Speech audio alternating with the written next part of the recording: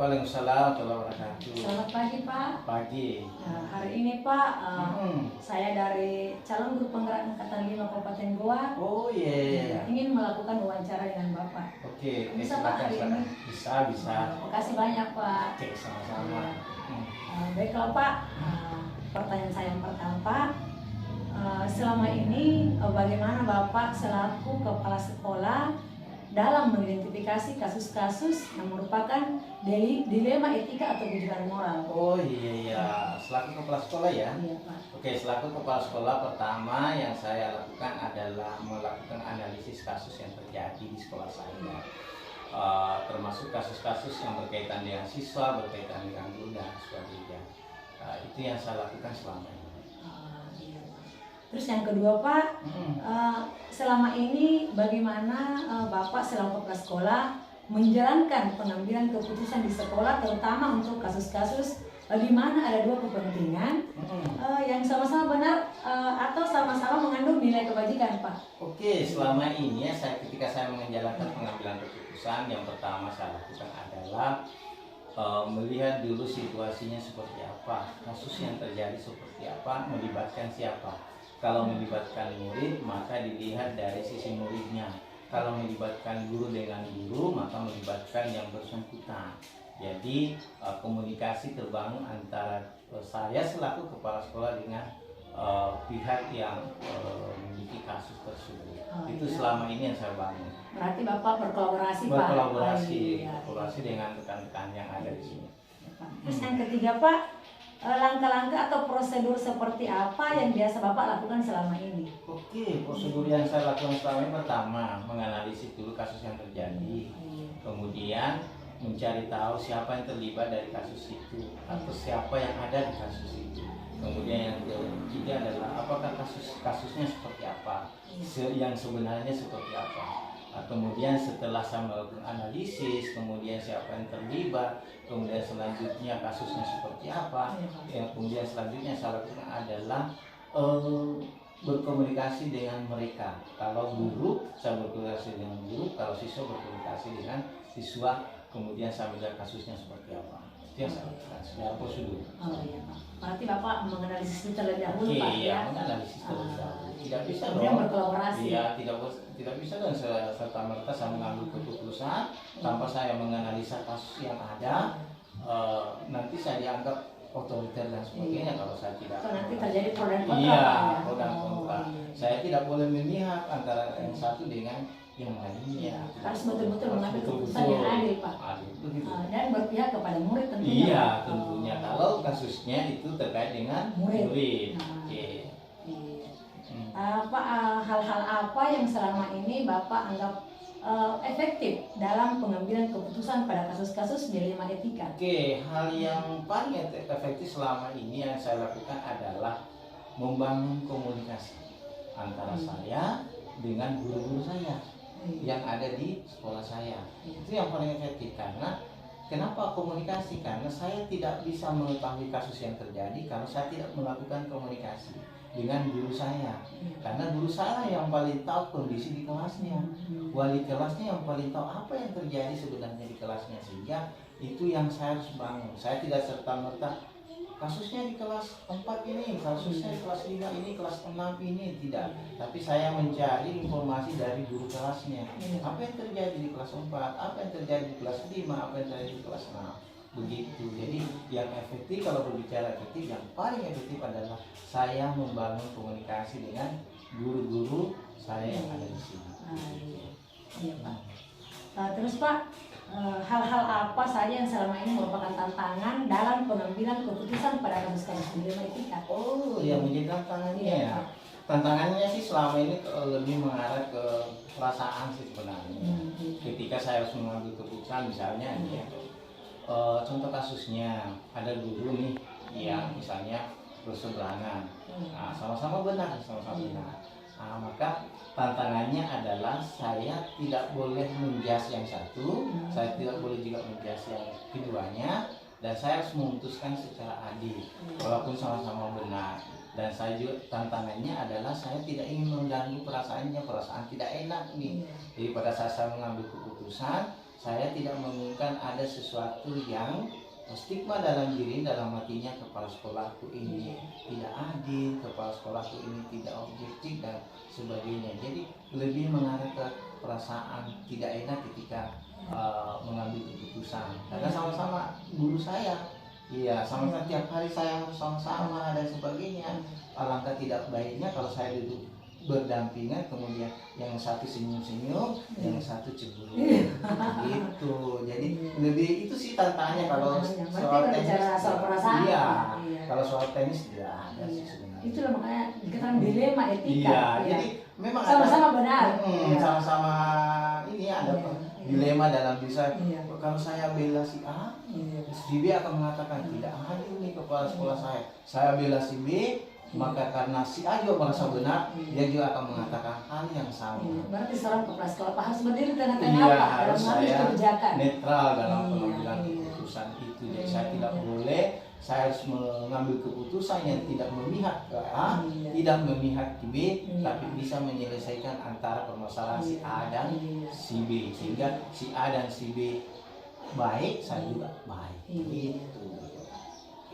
Selanjutnya Pak, apakah Bapak memiliki sebuah tata cara atau jadwal tertentu di dalam sebuah penyelesaian kasus? Apakah Bapak langsung menyelesaikan di tempat atau memiliki sebuah jadwal untuk menyelesaikan? Bentuk atau prosedur seperti apa yang Bapak jalankan? Oh iya, jadwal ya. Iya, Pak. Jadwal ketika ada kasus gitu ya. Saya sebenarnya fleksibel, tidak ada jadwal tertentu. Kalau kasusnya terjadi di hari Jumat, maka diselesaikan hari itu saja.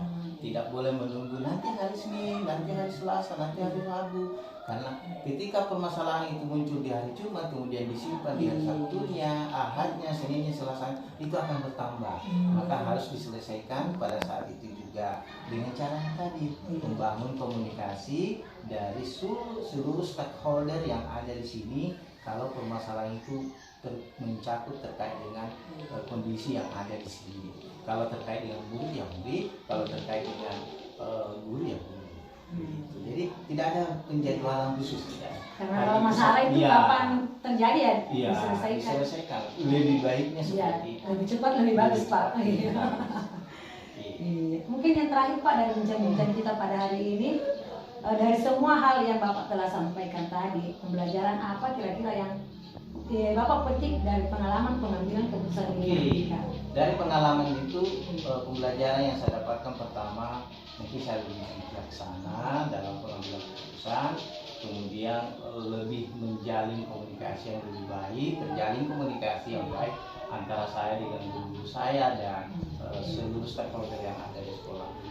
Itu menjadi pembelajaran yang sangat berkesan kepada saya selama saya menjalankan pengambilan keputusan seperti prosedur-prosedur yang saya jelaskan tadi. Ya Pak, berarti dari keseluruhan perbincangan kita bahwa intinya adalah kolaborasi di dalam sebuah sekolah, di mana stakeholder dalamnya harus berperan. Iya, jadi ada kolaborasi pimpinan, guru dengan guru dengan kepala sekolahnya, guru dengan siswanya, dengan seluruh stakeholder. Harus ada kolaborasi yang terjalin sehingga sebuah kepemimpinan itu berjalan dengan baik. Iya, Pak, asik sekali Pak bincang-bincang kita hari ini, tapi ada waktu yang membatasi Pak. Siap. Iya. Saya ucapkan terima kasih Pak, sukses selalu Pak. Iya, sama-sama. Ibu juga sukses semuanya dalam seluruh aktivitasnya. Mudah-mudahan dimudahkan semua. Amin ya rabbal alamin. Terima kasih banyak Pak. Oke, sama-sama.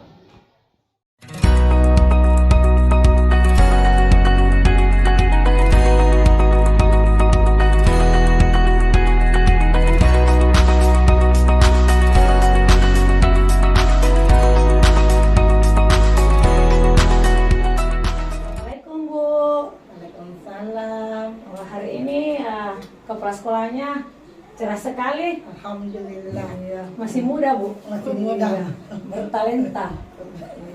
Baik Bu, hari ini kami dari calon guru penggerak Angkatan 5 Kabupaten Goa, Provinsi Sulawesi Selatan ingin melakukan sesi wawancara dengan Ibu terkait dengan tugas kami di guru penggerak modul 3.1 pengambilan keputusan mengenai dilema etika dan pendidikan moral. Baiklah, kita gunakan waktu yang sebaik mungkin. Kita mulai saja Bu ya. Iya, Santai Bu, santai. Baik Bu, selama ini bagaimana Ibu sebagai kepala sekolah di SD Prasepalandria dalam mengidentifikasi kasus-kasus yang merupakan dilema etika atau rujukan moral? Setiap sekolah pasti punya masalah, dan setiap pemimpin pasti diminta untuk mengambil keputusan dari setiap masalah, apakah itu masalah guru maupun masalah siswa. Untuk mengidentifikasinya kita harus mencari tahu dulu dari sumber masalah di mana dan siapa yang terlibat di dalamnya, dan kita kumpulkan fakta-fakta dulu di lapangan terkait masalah tersebut, seperti itu. Seperti itu Bu ya. Jadi Ibu mengumpulkan fakta-fakta yang relevan Bu ya, tentang kasus tersebut. Betul. Terus yang kedua Bu, selama ini bagaimana Ibu Aji menjalankan pengambilan keputusan di sekolah, terutama kasus-kasus di mana ada dua kepentingan yang sama-sama benar atau sama-sama mengandung nilai kebajikan? Kalau saya pribadi seperti ini, setelah mengambil keputusan pasti adalah langkah-langkah yang akan kita ambil. Langkah-langkah yang harus saya ambil yaitu setiap ada persoalan dalam lingkungan sekolah, kami selaku pemimpin mengambil orang tua yang bersangkutan bersama-sama mencari solusi terbaik buat si anak tersebut. Dan terkadang kami pun harus membawa ke dalam rapat dewan guru, seperti itu. Setelah kita melakukan rapat dewan guru, barulah kita menimbang dan memutuskan bersama keputusan yang terbaik dalam menyelesaikan persoalan tersebut, agar tidak ada pihak yang dirugikan kalau menyangkut masalah yang sudah berat, seperti itu. Berarti selama ini Ibu dalam mengambil keputusan pasti berkolaborasi Bu ya? Iya, dengan teman-teman yang ada di sekolah Ibu. Iya. Terus yang ketiga Bu, langkah-langkah atau prosedur seperti apa yang biasa Ibu lakukan selama ini? Tentu dalam mengambil keputusan ada langkah-langkah yang langkah-langkahnya itu yang seperti tadi juga saya sampaikan, pasti ada yang namanya kolaborasi yang Ibu sampaikan, seperti itu. Yaitu setiap ada persoalan dalam lingkungan sekolah, kami selaku pemimpin memanggil dulu orang tua si anak tersebut, kemudian mencari solusinya. Setelah itu kami mengadakan rapat dewan guru, seperti itu. Setelah mendapatkan keputusan yang terbaik, barulah kami menyelesaikan masalah tersebut dengan baik. Terus ya selanjutnya Bu, berarti Ibu selama ini mengambil keputusannya itu dengan melakukan rapat, tentu yang terkait dengan wali kelasnya Bu. Karena wali kelasnya yang tahu bagaimana murid tersebut. Terus Bu, hal-hal apa yang selama ini Ibu anggap efektif dalam pengambilan keputusan pada kasus-kasus dilema etika? Otomatis seperti ini. Yang paling efektif biasanya kami melakukan pembinaan dulu, seperti itu. Setelah melakukan pembinaan dan pendampingan, barulah kita melihat apakah lewat guru maupun wali murid serta kami libatkan orang tua murid untuk bersama-sama membina anak apa yang bila melakukan masalah terkait etika di sekolah itu. Berarti selain Ibu berkolaborasi dengan guru, tentu dilibatkan orang tuanya Bu. Karena di sini ada murid, ada guru, ada orang tua murid. Nah, apabila terkena kasus tentu pasti dilibatkan semuanya.